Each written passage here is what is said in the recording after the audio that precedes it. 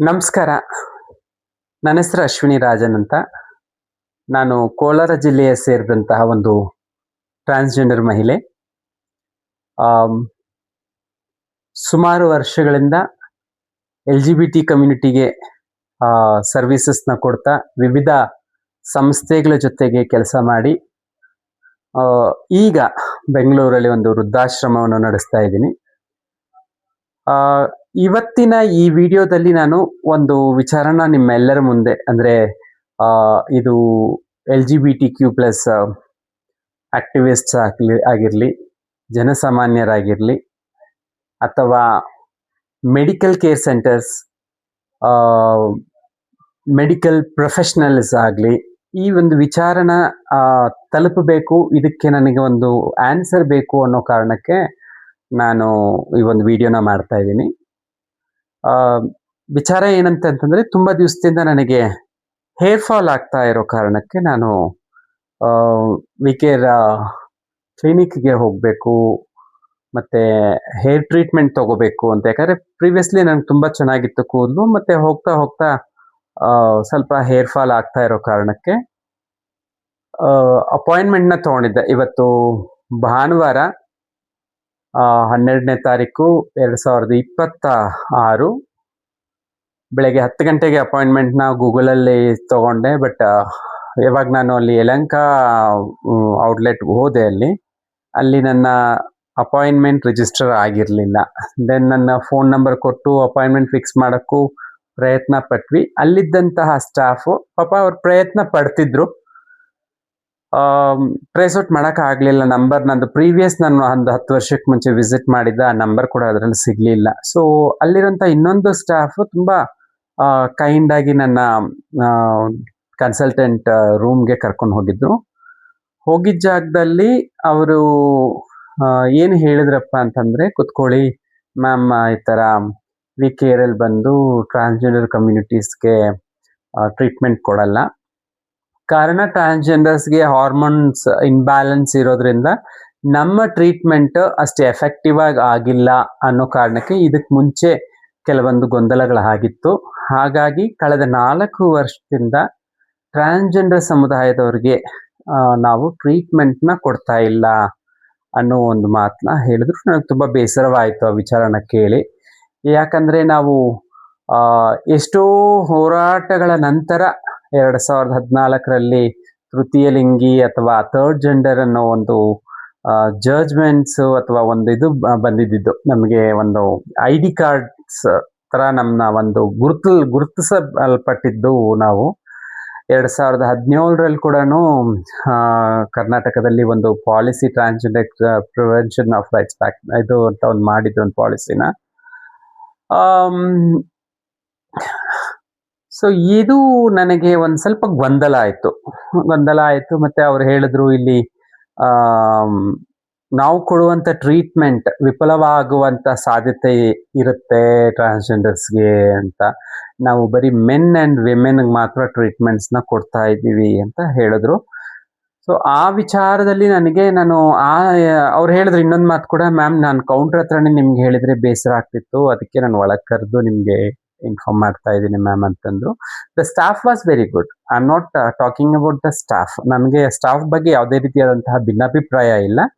But ಅವ್ರು ಹೇಳಿದ ವಿಚಾರದಲ್ಲಿ ಟ್ರಾನ್ಸ್‌ಜೆಂಡರ್ಸ್ಗೆ ಟ್ರೀಟ್ಮೆಂಟ್ ಕೊಡಲ್ಲ, ಹಾರ್ಮೋನ್ ಇಂಬ್ಯಾಲೆನ್ಸ್ ಇರುತ್ತೆ, ಮತ್ತೆ ಸಕ್ಸಸ್ ಆಗಲ್ಲ, ಸಕ್ಸಸ್ ರೇಟ್ ಕಡಿಮೆ ಅಂತ ಹೇಳಿದಾಗ ನನ್ನ ಮನಸ್ಸಲ್ಲಿ ಬಂದಂತಹ ಕೆಲವೊಂದು ಪ್ರಶ್ನೆಗಳಿತ್ತು.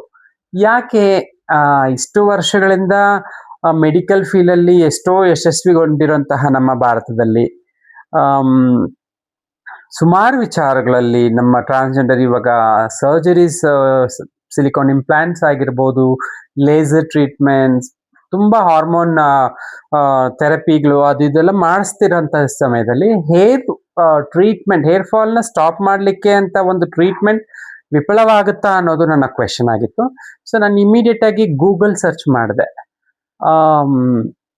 Y we care not providing the services to transgenders ಅಂತಂದಾಗ ಅದರಲ್ಲಿ ಕೆಲವೊಂದು ಬಂತು, ಲೋಕಲ್ ಬೇಸಿಕ್ ತರಬೇತಿ ಆಗದಿದ್ದಂತಹ ಸ್ಟಾಫ್ಸ್ ಕೊರತೆ, ಶೌಚಾಲಯಗಳ ಕೊರತೆ, ವಾರ್ಡ್ ಕೊರತೆ ಅಂತೆಲ್ಲ ಬೇಸಿಕ್ ಗೂಗಲಲ್ಲಿ ಒಂದು ಅಷ್ಟು ಮಾಹಿತಿ ಇತ್ತು. ಮತ್ತೆ ವಿ ಕೇರ್ ಪಾಲಿಸಿ ಹತ್ರ ಏನಾದರೂ ಹೇಳ್ತಿದೆಯಾ ಅನ್ನೋದ್ರ ಬಗ್ಗೆನೂ ನಾನು ಚೆಕ್ ಮಾಡಿದೆ. ಗೂಗಲಲ್ಲಿ ಚೆಕ್ ಮಾಡಿದಾಗ ಏನು ಹೇಳ್ತಿದೆ ಗೂಗಲಲ್ಲಿ, ವಿ ಕೇರ್ ಕ್ಲಿಯರ್ ಆಗಿ ಹೇಳ್ತಿದೆ ಅದರಲ್ಲಿ LGBTQ+ ಫ್ರೆಂಡ್ಲಿ ಕೇರ್ ಮಾಡ್ತೀವಿ ನಾವು, ವಿ ಆರ್ ವೆಲ್ಕಮಿಂಗ್ ಅಂತ ಹೇಳ್ಬಿಟ್ಟು ಅಲ್ಲಿ ಕೂಡ ಪ್ರೊಟೆಕ್ಷನ್ ಆಫ್ ರೈಟ್ಸ್ ಬಿಲ್ ಏನು ಹೇಳಿದೆ ಅದರಲ್ಲಿ ನಾವು ಇನ್ಕ್ಲೂಸಿವ್ ಮಾಡ್ಕೊತಾ ಇದ್ದೀವಿ ಅಂತ ವಿ ಕೇರ್ ಪಾಲಿಸಿಯಲ್ಲಿ ಮೆನ್ಷನ್ ಮಾಡಿತ್ತು.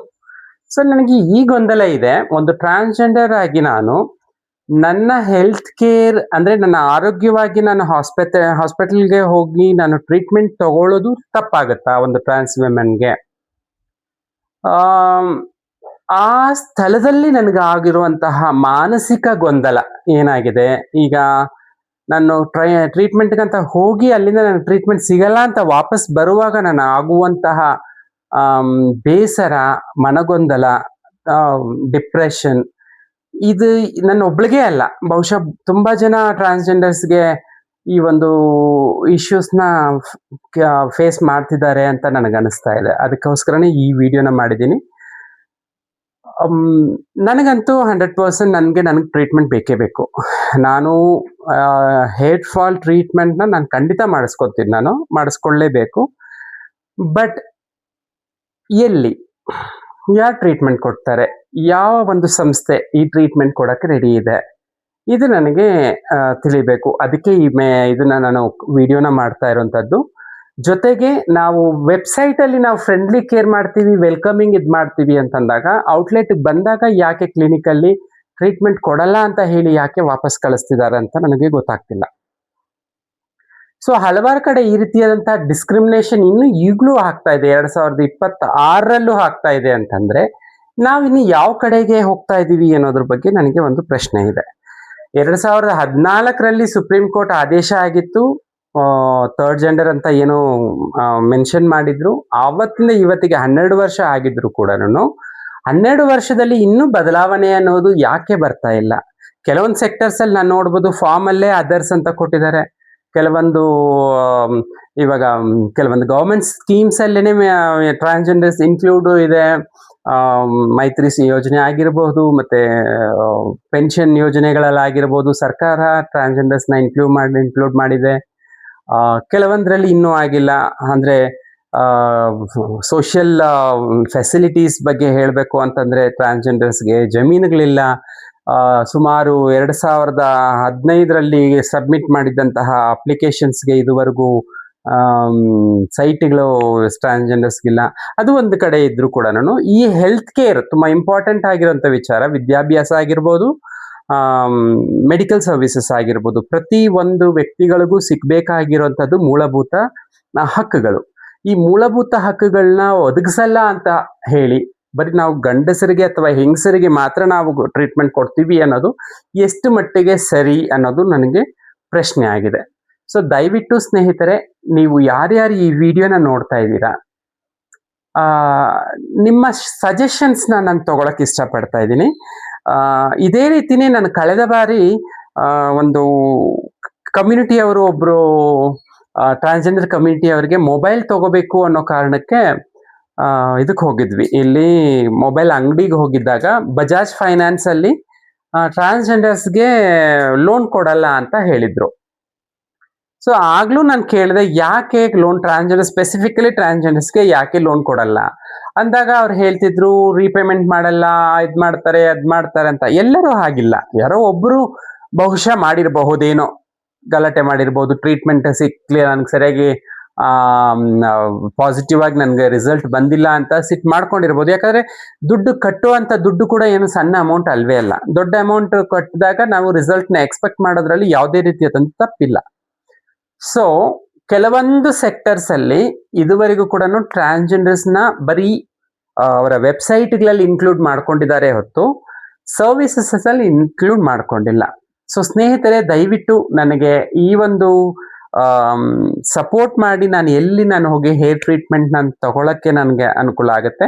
ಮತ್ತೆ ವಿ ಕೇರ್ ಅಲ್ಲಿ ಯಾಕೆ ಈ ರೀತಿಯಾದಂತಹ ಒಂದು ಪಾಲಿಸಿ ಇದೆ ಅಂತ ಸಿಬ್ಬಂದಿಗಳು ಹೇಳ್ತಿದ್ದಾರೆ, ಟ್ರೀಟ್ಮೆಂಟ್ ಕೊಡಲ್ಲ ಅಂತ ಹೇಳ್ತಿದ್ದಾರೆ ಅನ್ನೋದ್ರ ಬಗ್ಗೆನೂ ಕೂಡ ನಿಮ್ಮ ಒಂದು ಅಭಿಪ್ರಾಯಗಳನ್ನ ನನ್ನ ಕಮೆಂಟ್ಸ್ ಮುಖಾಂತರ ತಿಳಿಸಿ. ಸೊ ಈ ಭಾಷೆಯಲ್ಲಿ ಅರ್ಥ ಆಗಿಲ್ಲ ಅಂದ್ರೆ ನಾನು ಇನ್ನೂ ಬೇರೆ ಭಾಷೆಯಲ್ಲಿ ಕೂಡ ನಾನು ವಿಡಿಯೋಸ್ನ ಅಪ್ಲೋಡ್ ಮಾಡ್ತೀನಿ. ನಿಮ್ಮ ರಿಪ್ಲೈಗೆ ಕಾಯ್ತಾ ಇದ್ದೀನಿ. ನಿಮ್ಮ ಅಶ್ವಿನಿ ರಾಜನ್. Thank you.